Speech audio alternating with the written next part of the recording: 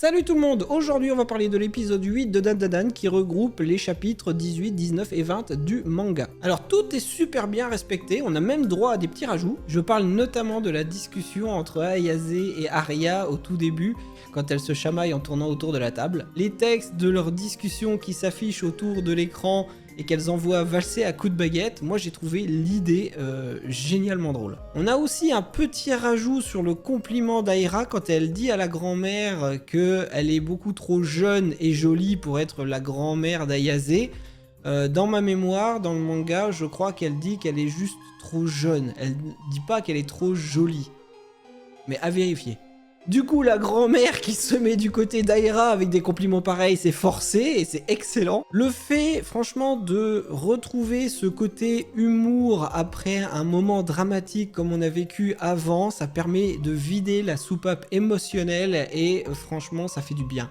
Et bien sûr, on retombe dans le côté comédie romantique à 200%.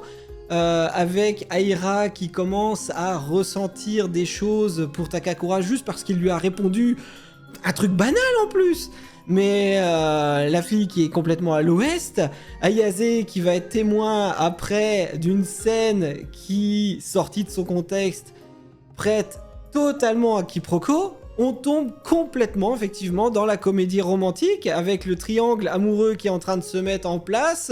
En haut de l'échelle, un garçon pas populaire et franchement réservé, et des deux autres côtés, deux filles qui elles sont beaucoup plus populaires et qui sont en plus mignonnes. Une des deux étant totalement ignorante des choses de l'amour et qui, pour pallier à ça, va commencer à consulter les bouquins et les films de son père qui regarde du porno, et du coup elle est encore plus à côté de la plaque dans ce qu'il faut faire vis-à-vis de Takakura. Et l'autre qui ne veut absolument pas admettre qu'elle ressent quelque chose pour lui à force de combattre à ses côtés. On a vraiment le trio gagnant. Ensuite, on a l'arrivée du monstre dans l'école et bon sang que c'est bien amené. Je pense normalement au moment du tir de l'espèce de dinosaure dans l'école, par rapport au manga, ça a été vraiment upgrade. Pour info, dans le manga, il tire, ça rase la moitié du couloir, point barre. Ici, on le voit lentement charger son tir,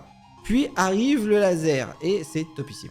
En plus, on sent bien l'angoisse que le moindre mouvement sera immédiatement détecté à cause de la propagation des ondes dans l'eau, et ça amplifie la sensation d'immobilité obligatoire pour survivre. Après, on a enfin un nouveau personnage qui arrive sous forme de boxeur, et ce personnage sera important pour la suite, mais j'en dis pas plus pour ceux qui n'ont pas encore lu le manga. Et bien sûr, le retour des Serpos qu'on n'attendait absolument pas, qui sont là pour récupérer la banane de Takakura. Et là où dans le premier épisode les gens ont été choqués, normalement à ce stade, au 8e épisode, vous ne devriez plus être étonnés de voir des cisailles sortir des pantalons des Serpos pour récupérer une banane. En tout cas j'espère. On a dépassé ce stade maintenant. On comprend qu'ils ont été étonnés de le voir sortir d'un smartphone et du coup ils veulent absolument récupérer sa banane pour copier peut-être, je sais pas si c'est une copie ou si c'est une accaparation, oh là, je sais pas si le mot est juste, pour s'accaparer, j'invente des mots, pour s'accaparer ses pouvoirs en tout cas, mais ils ignorent totalement en fait que c'est pas son propre pouvoir et que c'est juste la malédiction de Mémé Turbo. Takakura qui se retrouve presque à poil, mais au final qui sera sauvé par Aira qui, étonnamment, se transforme à moitié en accro-soyeuse. Franchement, moi je l'attendais ce moment dans l'école avec justement le nouvel personnage de l'accro-soyeuse qui arrive, les Serpos plus le combat contre l'espèce de dinosaure.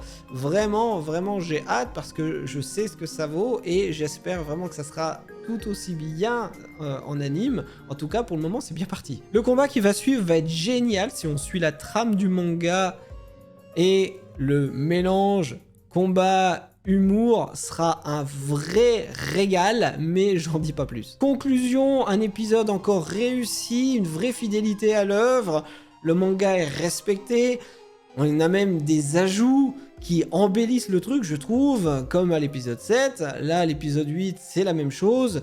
Franchement, Dan Da Dan, c'est un best du moment. Sur ce, on se dit ciao et à la prochaine. Bye.